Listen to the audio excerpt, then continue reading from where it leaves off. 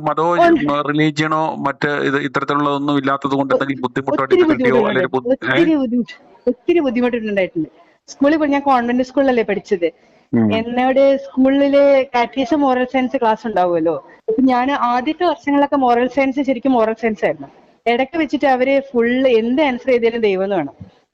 അപ്പോ എനിക്ക് പിന്നെ എഴുതാൻ പറ്റൂല. ഞാനപ്പോ സയന്റിഫിക് ആയിട്ട് ആൻസർ എഴുതും, ഞാൻ തോൽക്കുകയും ചെയ്യും. പക്ഷെ ഞാൻ ബാക്കിയുള്ള വിഷയത്തിൽ എനിക്ക് എ ഗ്രേഡ്, ഞാൻ സ്കൂൾ ഫസ്റ്റ്, ക്ലാസ് ഫസ്റ്റ് ആയിരുന്നു. പക്ഷെ എനിക്കൊരു ഗ്രേഡ് തരില്ല.